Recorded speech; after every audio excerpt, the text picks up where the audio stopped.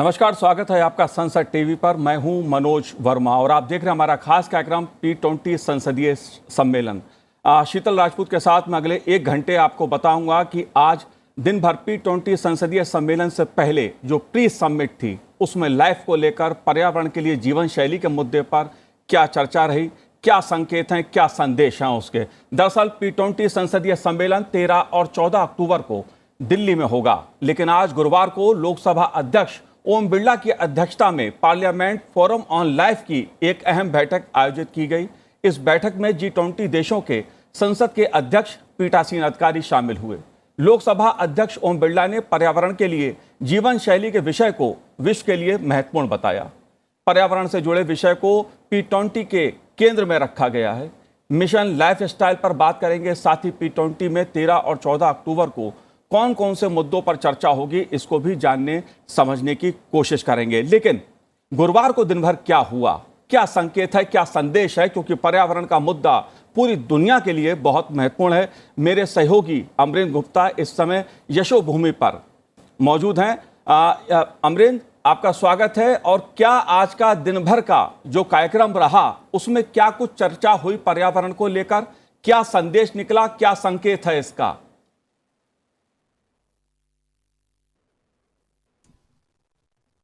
मनोज जी, पीढ़ियां आई और पीढ़ियां चली गई, लेकिन जो सबसे ज्यादा मजबूत होता रहा वो है भारत का लोकतंत्र।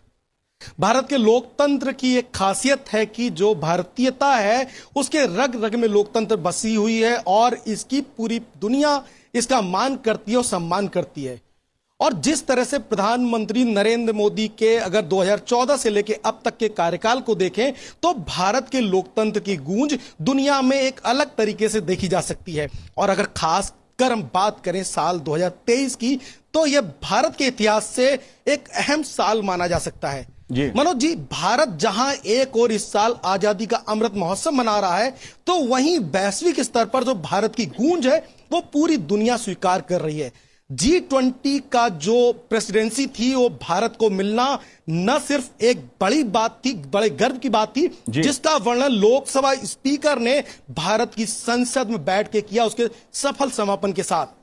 वो बात आज भी मैं स्मरण करना चाहता हूं जब लोकसभा स्पीकर ने पूरे संसद के सामने कहा कि G20 का सफल आयोजन और उससे निकले हुए संदेश न सिर्फ भारत बल्कि भारतीयता के लिए भी गर्व की बात है, जिसे आज पूरी दुनिया स्वीकार कर रही है। और एक बार पुनः G20 के वही देश P20 यानी कि पार्लियामेंट 20 के साथ भारत के नेतृत्व में विश्व के वो सारे बड़े मुद्दे पर मंथन करने को तैयार हैं। मनोज जी, सबसे बड़ी बात यह है कि जिस तरह से भारत ने लीडरशिप अप्रोच की है और जिस तरह से भारत की उस लीडरशिप अप्रोच को आज पूरी दुनिया स्वीकार कर रहा है, यह बड़ी बात है। और जिस तरह की आज पहले दिन की तस्वीर, P20 के पहले दिन की जो तस्वीर थी वो खासी अहम मानी जा सकती है। पूरी दुनिया में लगभग सामान्य से कुछ समस्याएं होती हैं जिससे पूरी दुनिया में लड़ाई। अमरेंद्र, जाहिर सी बात है आज जो प्री समिट हुई है उसमें पर्यावरण को लेकर चर्चा हुई है। वसुधैव कुटुंब के संदेश के साथ एक पृथ्वी, एक परिवार, एक भविष्य के लिए संसद। बात जाहिर सी बात है लोकतंत्र की दृष्टि से भारत में यह सम्मेलन खासा महत्वपूर्ण है। जी शीतल जी। बिल्कुल, absolutely. And in the studio Manoj, we are joined by our esteemed guests. I have with me Ambassador D.P. Srivastava. Welcome, sir, to the studio.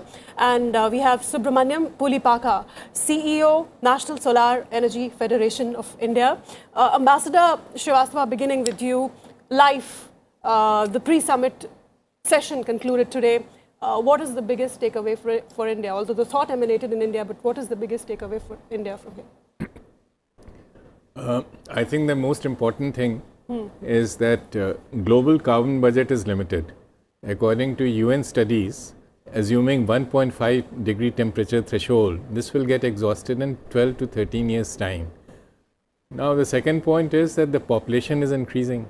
So, if you have to adjust with rising population within a limited budget, it is important to moderate the lifestyle to bring down the fossil fuel consumption till we have diversified to clean energy sources based on renewable and nuclear. Now, a linked issue, when we talk of the lifestyles, we have to take into account there are wide divergences between electricity consumption of developed rich world and developing countries. For instance, US, it's more than 18,000 units per capita. India is 1/3 the global average at 1100 unit per capita. So while there has to be some moderation, or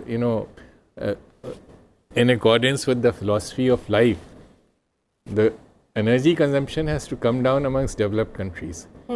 But for developing countries, while we moderate the lifestyle, the margin is less, because we are already at a very low point of our development trajectory. But at the same time, there is no scope for profligacy. Whatever is there has to be consumed with utmost economy. And this reminds me of Gandhiji's saying that, while the wants are limited, necessities are limited, wants cannot be unlimited. So we have to decrease or reduce our wants, and to bring them down to a level where there is enough scope for energy consumption for everyone. जी बिल्कुल। और आज देखते हैं जो पर्यावरण को लेकर चर्चा हुई उसका क्या संदेश है। दरअसल P20 सम्मेलन की जो शुरुआत है वो कल से होगी। आज उससे पहले प्री समिट का आयोजन किया गया। इस दौरान मिशन लाइफ को लेकर मंथन किया गया, इस पे चर्चा की गई। लोकसभा अध्यक्ष ने कई महत्वपूर्ण बातें अपने संदेश में कही। जो दूसरे देशों के संसद के अध्यक्ष हैं, पीठासीन अधिकारी हैं, उन्होंने भी इस चर्चा में भाग लिया और पर्यावरण को लेकर दुनिया में कैसे मिलकर काम किया जाए इस पर जोर दिया। लोकसभा अध्यक्ष ओम बिरला जी ने कहा कि पर्यावरण और जलवायु परिवर्तन सारे विश्व के साझे भविष्य से जुड़ा मुद्दा है, इसलिए P20 सम्मेलन में पर्यावरण से जुड़े विषयों को चर्चा के केंद्र में रखा है। उन्होंने कहा कि भारतीय संस्कृति में पर्यावरण को मानव जीवन का अहम हिस्सा माना गया है। आइए सुनते हैं उन्होंने क्या कुछ और कहा। आज हम पर्यावरण के लिए लाइफ स्टाइल संबंधित प्री बैठक में भाग ले रहे हैं। आज पर्यावरण एक जलवायु परिवर्तन एक ऐसा विषय है जो संपूर्ण विश्व के साझे भविष्य के साथ जुड़ा हुआ है। इसलिए यह स्वाभाविक है कि पर्यावरण से संबंधित विषयों को हमने P20 सम्मेलन की चर्चा के केंद्र में रखा है। भारतीय संस्कृति और पर्यावरण में पर्यावरण को मानव जीवन का अभिन्न हिस्सा माना गया है। प्रकृति को आदर सम्मान देकर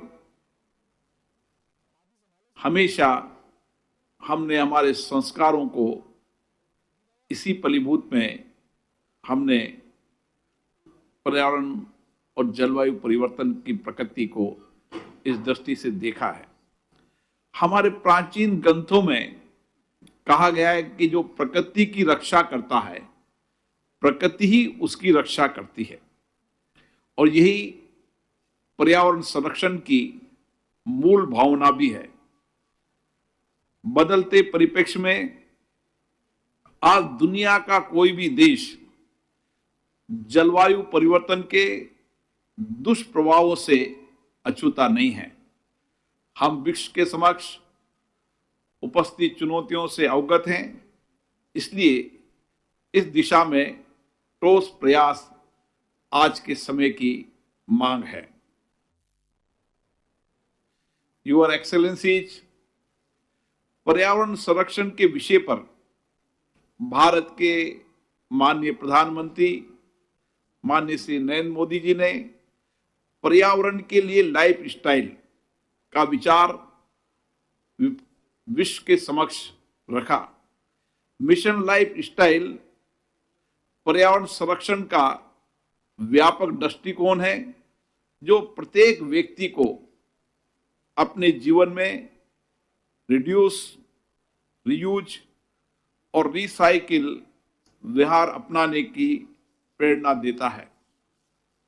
इसलिए हमें आज एक ऐसी जीवन शैली, एक ऐसा दृष्टिकोण अपनाने की आवश्यकता है जिसमें हमारे पर्यावरण को नुकसान न पहुंचे।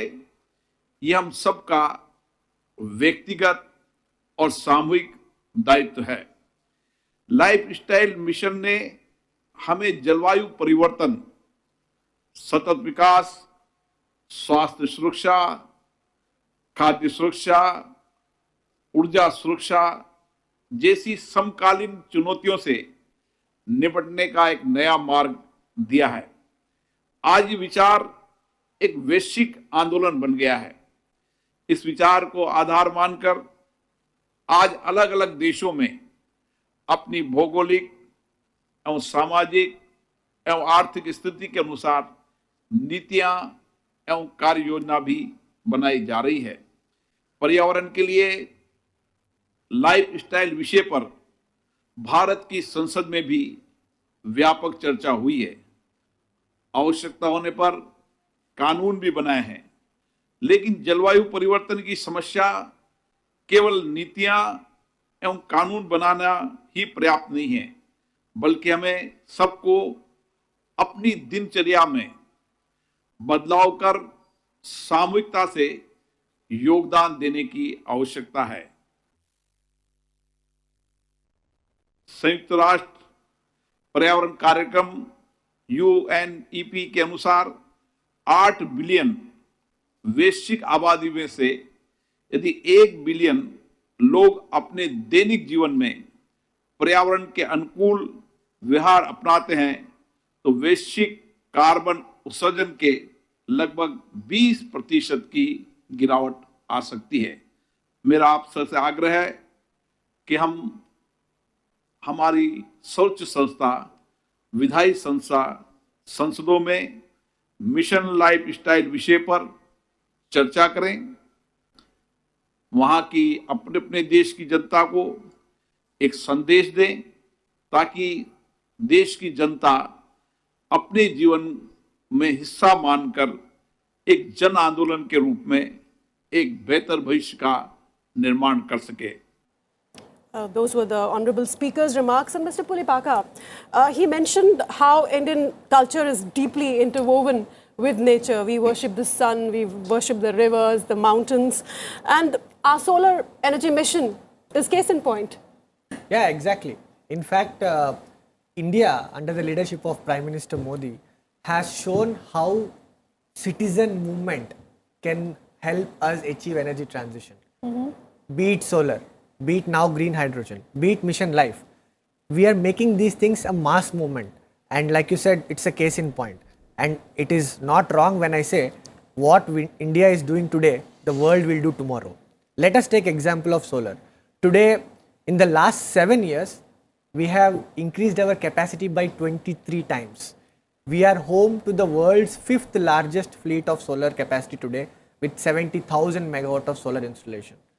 Before that, this was unprecedented. We are leaders already. We are already leaders. Yeah. And if things go right, in the next 7 years, and I strongly believe, we are going to be home for almost 300 gigawatt of solar installations. And this is like 1 in every 3 solar panel installed in the world will be in India. Not only in, the solar installation. 1 in every 3. Yes, 1 in every 3. Wow.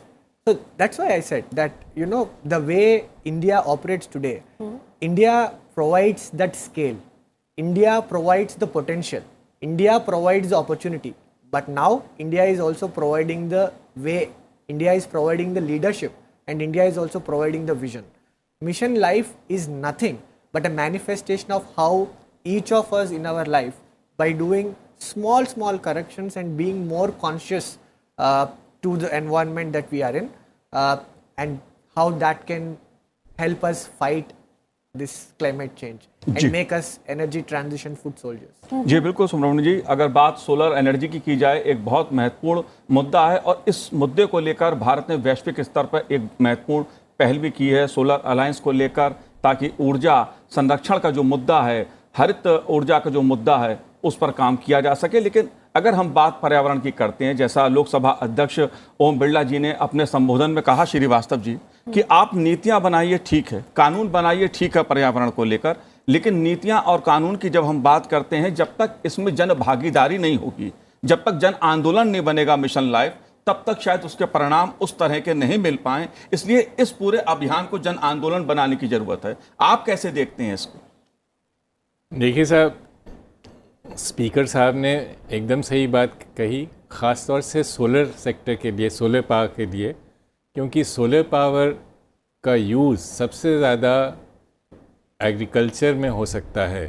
क्योंकि अगर आप देखें, सूरज की रोशनी हमें 12 घंटे मिलती है और खेत में काम भी 12 घंटे दिन के टाइम में होता है, तो दोनों में कन्वर्जेंस है।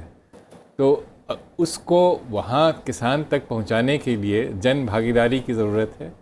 वैसे ही अर्बन एरियाज़ में अब वो सोलर रूफटॉप सोलर शुरू हो गए हैं, इसको और बढ़ावा देने की ज़रूरत है। तो और तीसरी चीज़ है कि इतने बड़े अभियान को चलाने के लिए सिर्फ सरकार पे बोझा नहीं रहना चाहिए, इसमें प्राइवेट सेक्टर को भी आगे आना चाहिए। और सरकार ने नीतियाँ ऐसी बनाई हैं जिससे उनको एनकरेजमेंट मिले। ख़ास तौर से सरकार का बहुत बड़ा इन्वेस्टमेंट और साझेदारी ट्रांसमिशन लाइन में है, जिसका पूरा बर्डन जो है वो पब्लिक सेक्टर लेता है, लेकिन उसको कॉम्प्लीमेंट करना चाहिए प्राइवेट सेक्टर को। तो ये तीन चीज़ें हैं कि ख़ास तौर से एग्रीकल्चरल सेक्टर में सोलर का यूज़ हो, रूफटॉप सोलर जनरेशन, और प्राइवेट सेक्टर आ गया है। जी बिल्कुल सुब्रमण्यम जी, अगर बात की जाए जन भागीदारी की, ये बात ठीक है कि संसद की और सांसद सदस्यों की कानून बनाने में महत्वपूर्ण भूमिका होती है, लेकिन ठीक है नियम कानून बनेंगे, जन भागीदारी के मुद्दे को आप कैसे देखते हैं? क्योंकि पर्यावरण का जो मिशन है, मिशन लाइफ, उसमें जब तक जन भागीदारी नहीं होगी तब तक शायद उस तरह के परिणाम नहीं मिल पाए जैसा आज एक संकेत संदेश निकला इस चर्चा से। आप कैसे देखते हैं इस मुद्दे को? मनोज जी, जन भागीदारी जो है वो प्रधानमंत्री जी का जो लाइफ मिशन है उसका सेंटर में है, और सिर्फ सस्टेनेबल प्रैक्टिस या सस्टेनेबल जो लाइफस्टाइल के ऊपर ही जन भागीदारी का रोल नहीं है। जन भागीदारी, जैसे सर ने बताया है, हर एक चीज़ पे है। और मैं इससे पहले भी बताया था कि जैसे जो every citizen of the country, पूरा देश का, जब हर एक इंसान अपना लाइफस्टाइल में छोटे छोटे करेक्शंस, छोटे छोटे कॉन्शियसनेस अगर बिल्ड करेंगे तो वो एज अ होल बहुत ही ज़्यादा इम्पैक्ट करेगा। और इंडिया से ज़्यादा जन भागीदारी का इम्पोर्टेंस कौन जानता है और कौन बता सकता है? अभी आप देख लीजिए, जो सोलर रूफटॉप का जो अभी हमने अभियान किया है, पिछले साल जुलाई में माननीय प्रधानमंत्री जी ने एक रूफटॉप पोर्टल लॉन्च किया है। वहाँ पे देश में कहीं पे भी कोई भी हो, एक एप्लीकेशन डालेंगे तो पोर्टल से सीधा सब्सिडी जो है उनके अकाउंट में 30 से 45 के दिन के अंदर आ जाएगा। ये जो इंफ्रास्ट्रक्चर क्रिएशन और इकोसिस्टम क्रिएशन गवर्नमेंट का काम है, जो हमारे देश ने करके दिखाया वर्ल्ड को, उसको यूटिलाइज करके जन भागीदारी के साथ इम्पैक्ट लेके आना लोगों का काम है, and we are a classic example of it. Exactly. And Ambassador Srivastava, taking this forward, talking of Jan Bhagidari, how can we forget the youth and the women? Like 43% of India is below 35, and a large percentage is the women folk. So how do we connect these two sections to Mission Life? I think the women have a role. They are playing an increasingly important role in office, but they also have a role in at home, and the cooking with that requires a lot of energy consumption. एक ज़माना था जब मुझे याद है कि मैं माँ घर में बनता था लकड़ी पे, कंडे पे, उसके बाद गैस आई। अब जो है हमें उसको बदलना है, बिजली की तरफ ले जाना है, और बिजली जो clean energy source, you know, the solar energy which is generated through clean energy sources. This is something which women folk can encourage, because they work at home, and domestic consumption of electricity is going to increase with climate change. So far as youth is concerned, and that's the most important part, I think they also have to pitch in, because we are talking about the lifestyle. For instance, I make a conscious decision to take metro instead of car. I have a small car, but metro is more economical, it's faster. Now, this is a question of personal lifestyle. And this is something where youth can show the way, and they are doing it. And it's happening in the West. And it's happening here. That I think that there is a conscious realization that we have to be more economical, and we have to be more in tandem with requirement of clean energy. Mr. Pulipaka, I take the same question to you. No, I think one of the key landmark achievements of the G20 Delhi Declaration is that this time we didn't talk about women empowerment. We talked about women-led empowerment. Exactly. And I think that is something that is at the center of all the things that we are doing in the country. Be it energy transition, be it mission life, be it any thing that can be alluded to sustainability, women now are at the center. And I can clearly see, and we have also, as a federation, we have a dedicated working group called Women in Sustainable Energy.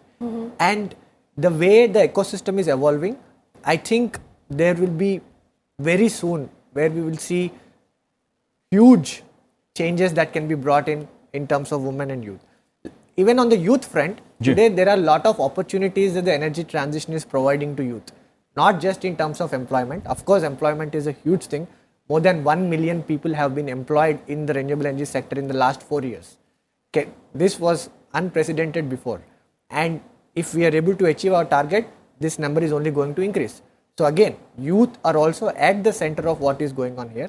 And like sir has mentioned, I think because of the virtue of being the larger chunk of the population, if youth are at the center of the mission life and they can start making changes in the lifestyle, which I'm sure they will, I don't think there can be any better recipe than We've that. already achieved the target. Yes. जी बिल्कुल, जैसा आपने कहा, छोटी छोटी चीज़ों के साथ अगर हम अपने जीवन में कुछ अपनी शैलियों को बदलते हैं तो परिवर्तन एक बड़ा लाया जा सकता है। और ये शायद प्रधानमंत्री जी ने भी अपने संबोधन के जरिए जो वैश्विक मंच पर उन्होंने जब भी दिया है तो इसी बात पे जोर दिया है कि अपनी जीवन शैली को बदलकर हम पर्यावरण की दृष्टि से एक बहुत बड़ा परिवर्तन ला सकते हैं। और मिशन लाइफ उसी का ही संदेश दोनों को, सबको देता है, दुनिया को देता है, आम लोगों को देता है, जन भागीदारी को बढ़ावा देता है। छोटे छोटे संदेश, छोटे छोटे सरकार के फैसले खासे महत्वपूर्ण होते हैं। ऐसे में संसद की और सांसद सदस्यों की भूमिका भी खासी महत्वपूर्ण हो जाती है। आप कैसे देखते हैं इस भूमिका को? मनोज जी, जैसे मैंने बताया था और प्रधानमंत्री मोदी जी ने भी बहुत पहले बताया था और एम्फसिस भी किया था कि more governance less government. And the way India का सिस्टम एवॉल्व हुआ है पिछले 8-9 सालों में, कि उसमें मेन फोकस ये रहा था कि वो जो इकोसिस्टम है वो क्रिएट करने के लिए, जहाँ पे लोग उस इकोसिस्टम को यूटिलाइज करके अपना कंट्रीब्यूट कर सके। अगर सांसद में कोई पॉलिसी बना, जो भी डिस्कशन के साथ, स्टेक होल्डर इनपुट्स के साथ जो बना है, वो अगर एक इकोसिस्टम को एनेबल कर पाए, उसको यूज़ करके जन भागीदारी के साथ एक इम्पैक्ट मेटेरियलाइज हो सकता है। छोटे छोटे चीज़, और हम 1.4 बिलियन का पॉपुलेशन है, 1% भी सबने किया तो आप मान लीजिए कितना ज़्यादा इम्पैक्ट हो रहा है। तो मेरे हिसाब से जो इंडिया ने वर्ल्ड को ये करके दिखाया कि how to create that ecosystem, वो जो प्लेटफॉर्म है पॉलिसीज़ के थ्रू, रेगुलेशंस के थ्रू, गवर्नेंस के थ्रू, वो प्लेटफॉर्म एक बार जब बन गया, उसको यूटिलाइज करके जन भागीदारी के साथ हम टारगेट को अचीव कर सकते हैं। वो बहुत ही बिल्कुल, मैं संसद की भूमिका की और सांसद सदस्यों की भूमिका की बात इसलिए कर रहा हूं श्रीवास्तव जी, क्योंकि कोई भी पॉलिसी बनती है वो संसद से ही निकल के सामने आती है, कानून वहीं से ही बनते हैं और उसमें सांसद सदस्यों की भूमिका खासी महत्वपूर्ण रहती है। जनप्रतिनिधि होते हैं। अगर हम अपने संसद के नए भवन की बात करें, उसे बिल्कुल पर्यावरण के अनुकूल बनाया गया है। इस तरह के तमाम कदम उठाए गए हैं, भारत ने उठाए हैं अपनी पॉलिसीज में भी और लोगों की दृष्टि से भी। मेरा सवाल ये था कि अगर हम संसद की बात कर रहे हैं, जैसा आज लोकसभा अध्यक्ष ओम बिरला जी ने अपने संबोधन में इस बात पे जोर दिया कि संसद में चर्चा हो इन सब मुद्दों पर। भारत की संसद में कई बार चर्चा पर्यावरण को लेकर हुई है, जलवायु परिवर्तन को लेकर हुई है। उन्होंने आह्वान किया दुनिया के उन देशों से कि सब लोग अपनी संसद में इस मुद्दे पे चर्चा करें। इसको आप कैसे देखते हैं? क्या इसका असर होगा? कैसे जनता और संसद के बीच एक जुड़कर ये जन आंदोलन बन सकता है? देखिए, एनर्जी ट्रांजिशन एक बहुत बड़ी समस्या है और इसमें संसद का बड़ी भूमिका है, क्योंकि इसमें बड़ी चुनौतियां सामने आएंगी। अगर आप देखें, कोल सेक्टर को फेज़ आउट किया जाए, सोलर सेक्टर को लाएं, तो कुछ सेक्टर्स में एम्प्लॉयमेंट बढ़ेगा, कुछ में कम होगा।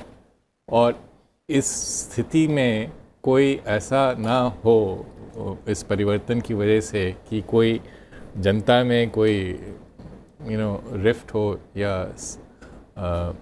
उनको समझाने के लिए सांसदों का बड़ा रोल रहेगा। इसके अलावा ये भी ज़रूरी है कि इतने बड़े ट्रांजिशन, इतने बड़े परिवर्तन के लिए रिसोर्सेज चाहिए। वो रिसोर्सेज काफ़ी हद तक सरकार की तरफ से आएंगे।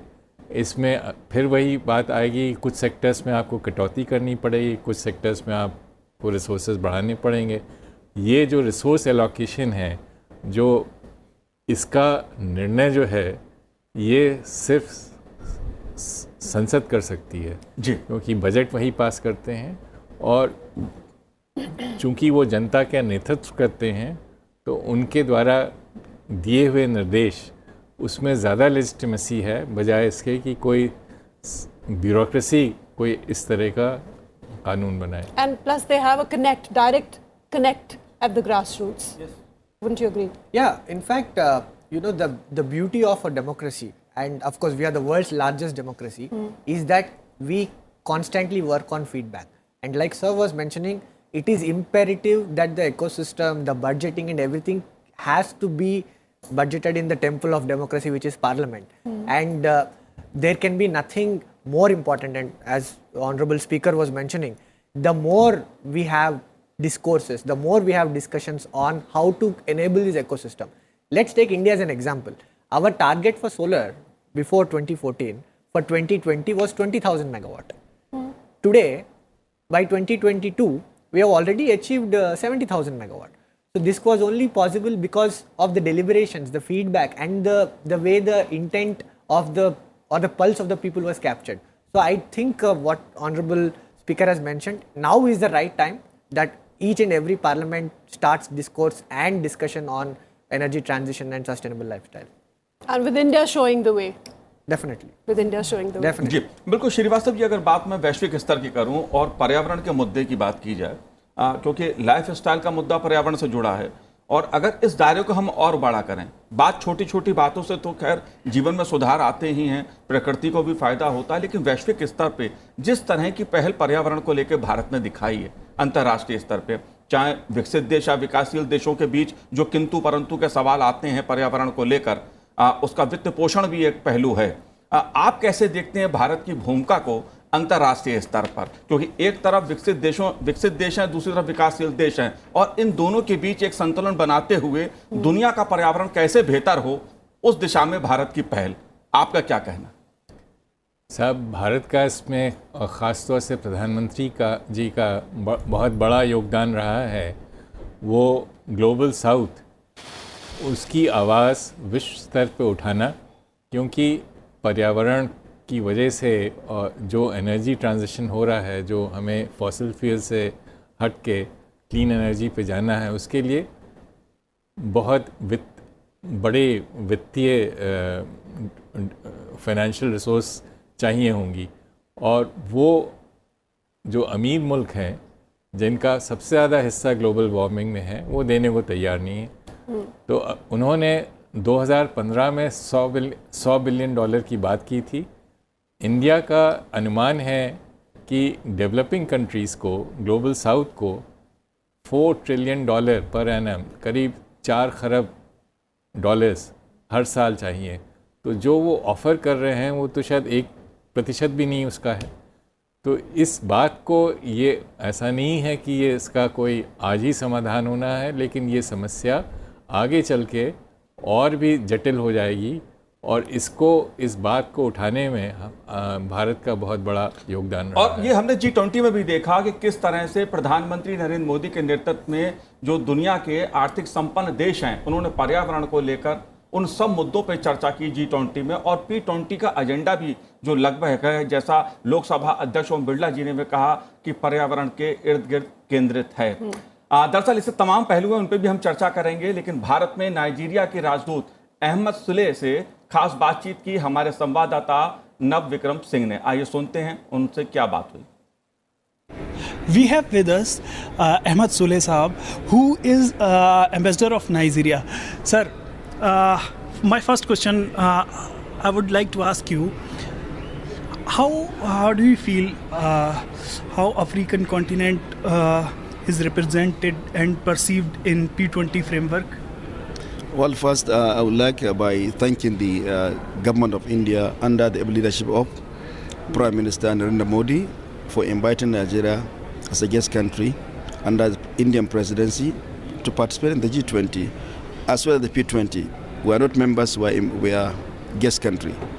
It's a welcome development that Africa is now a permanent member of the G20 and also P20.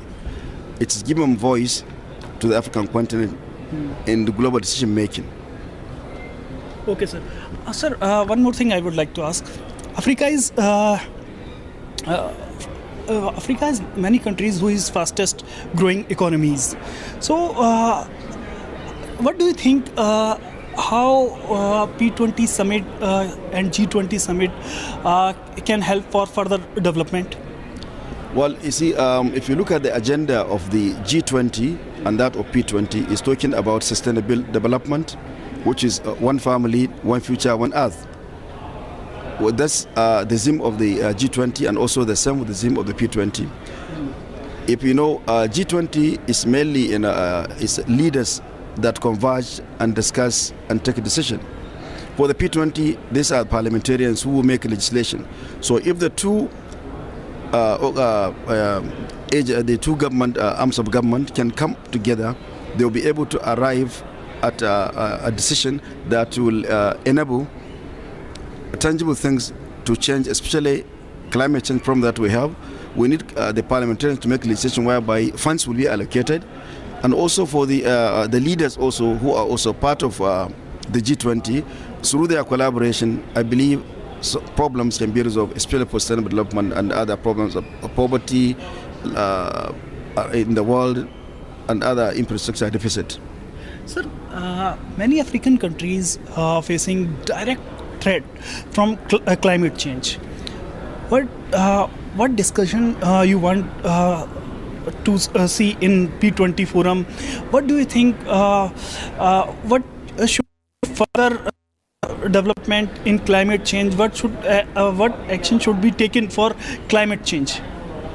Well, more funding is needed because the pledges made by the leaders in the COP summit be redeemed. So I believe if the leaders who made those commitments will come up together and also redeem their pledges, it will definitely bring a change, and it will help in resolving the issue of climate change, which is global.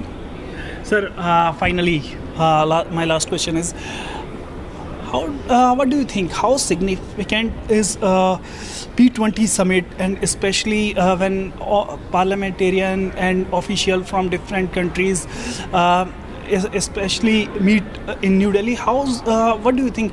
How significant is P20 forum? The P20 forum is signifying the Indians' leadership as a voice of the global South. You see, the P20 is a forum that brings all members of the G20 and also guest countries. So their convergence in one hall to discuss issues that are global is very important and significant. And this initiative must be, we must acknowledge the role India play in bringing this together. Thanks. Thank you for talking to us. With camera person Sameem, Navikram Singh, Sansad TV, Yashubhumi. Ambassador Srivastava, he just mentioned India's leadership role in the global south, which is quite heartening to, to hear.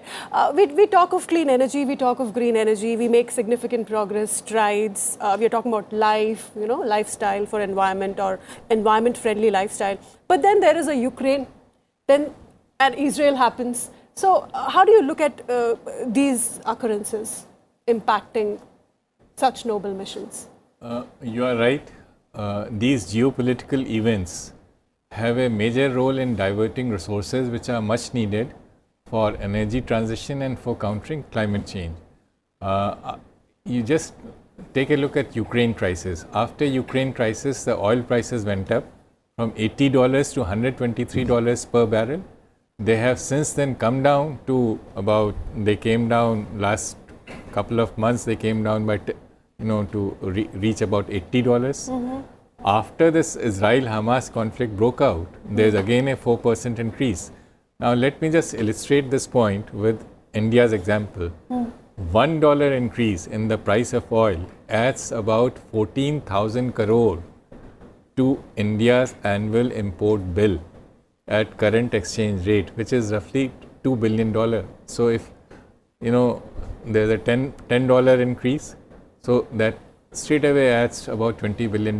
Now this is a money which could be utilized for making the transition from fossil fuel to clean energy sources. But instead, this is what I call it disrupts the whole process.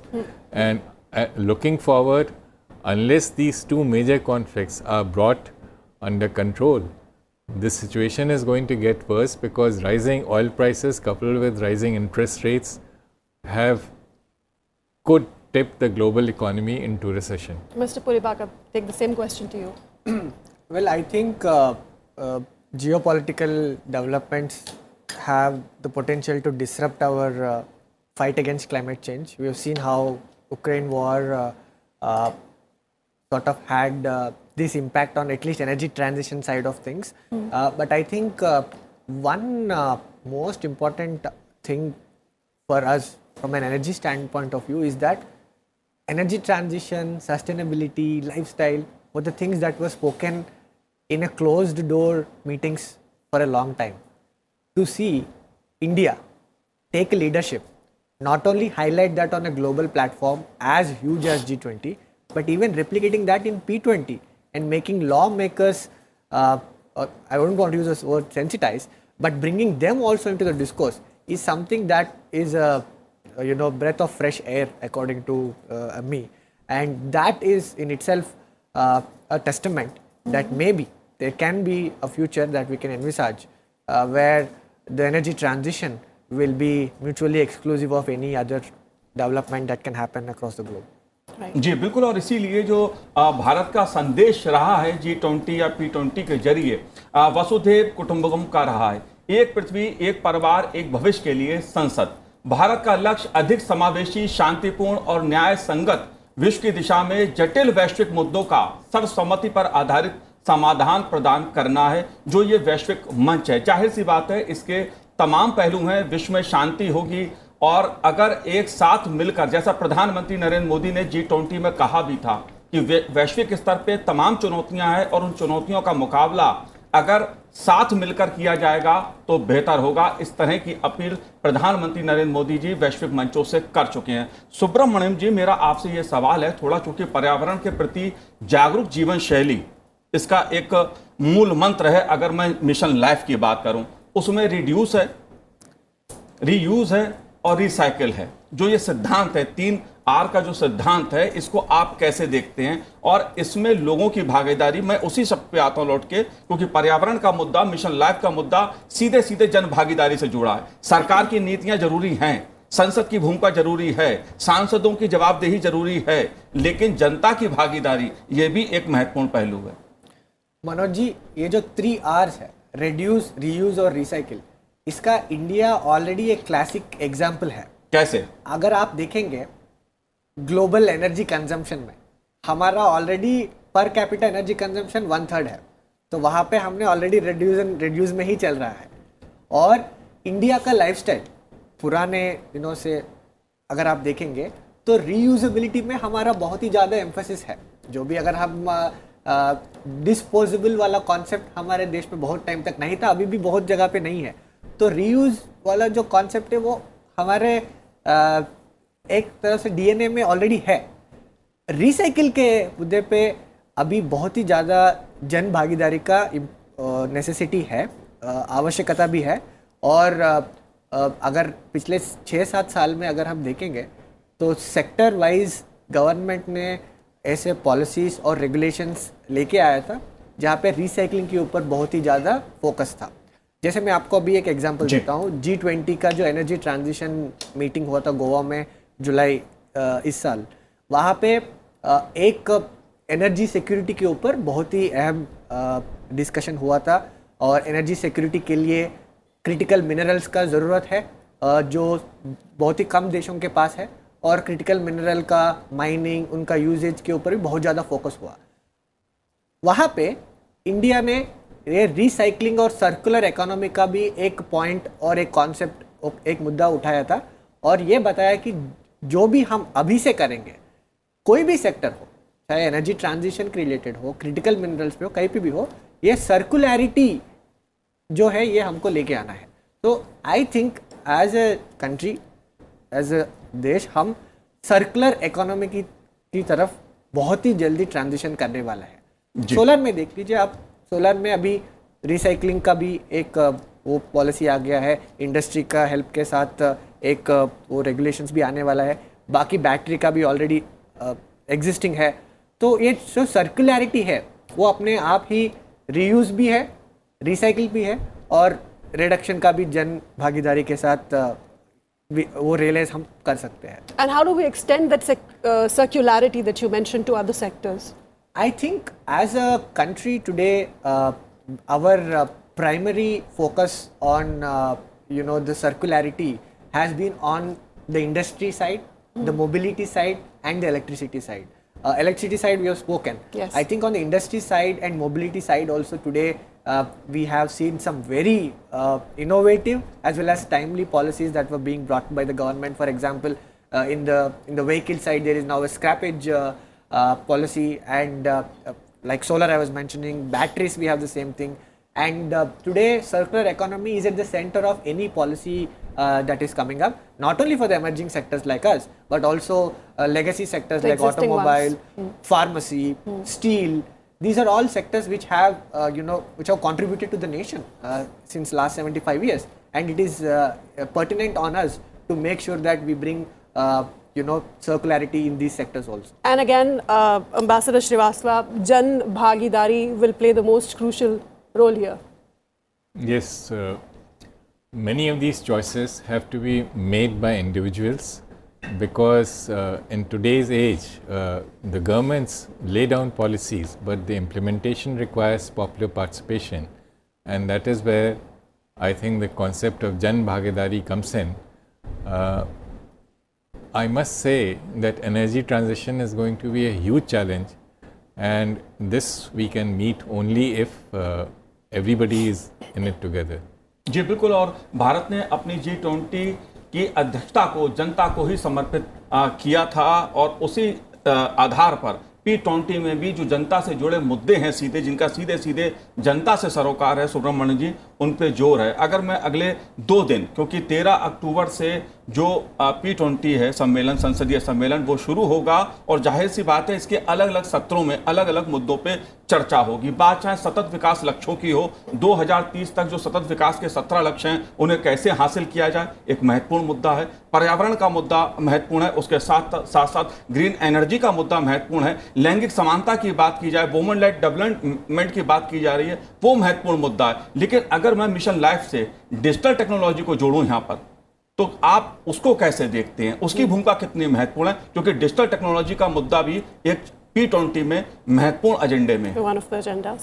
Manoj ji, जो digital technology है और digital public infrastructure जो है, वहाँ पे India unprecedented strides बनाया है last 8-9 years में। आज ये हम कह सकते हैं कि we are the world leaders. Exactly, there is no doubt in saying that. Digital infrastructure जो है वो it is at the centre of जो भी SDG के बात हम कर रहे हैं, SDG 3, SDG 4, SDG 7।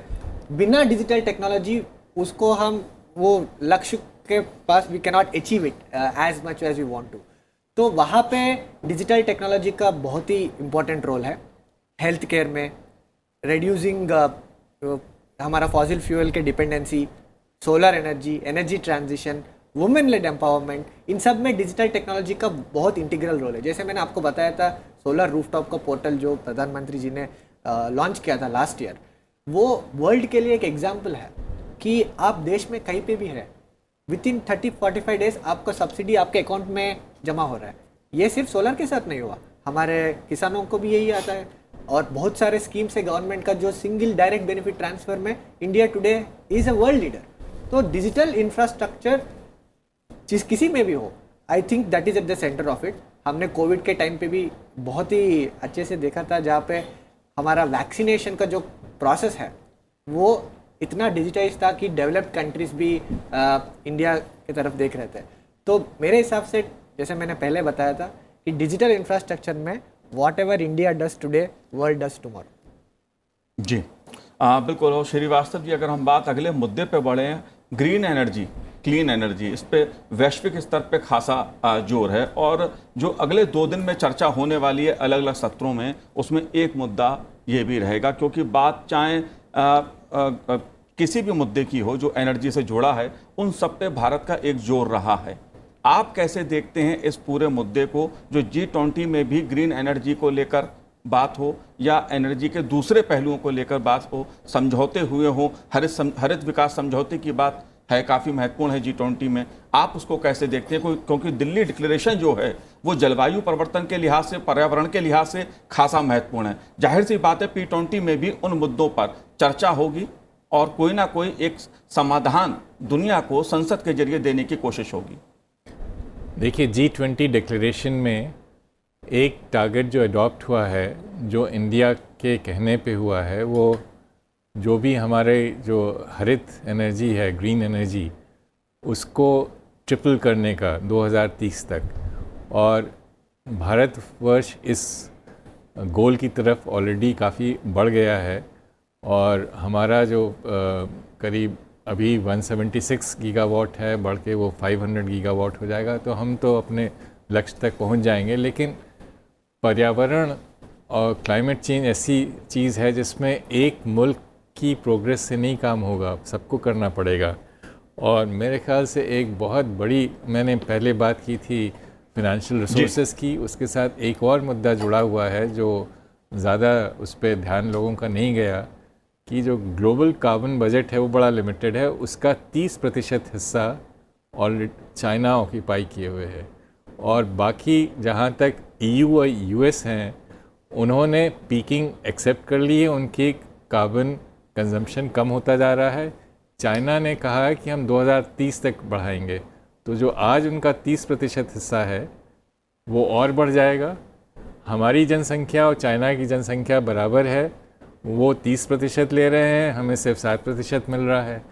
तो ये चीज़ें जो हैं, ये विश्व स्तर पे इस बात को और आगे इसकी चर्चा की ज़रूरत है, जिससे कि एक फेयर डिस्ट्रीब्यूशन, जो सबसे अहम रिसोर्स है आज, वो कोल या ऑयल नहीं है, वो कार्बन स्पेस है, उसमें सब मुल्कों को एक इक्विटेबल डिस्ट्रीब्यूशन मिले, ना सिर्फ हिंदुस्तान को बल्कि अफ्रीका, सब सहारन अफ्रीका।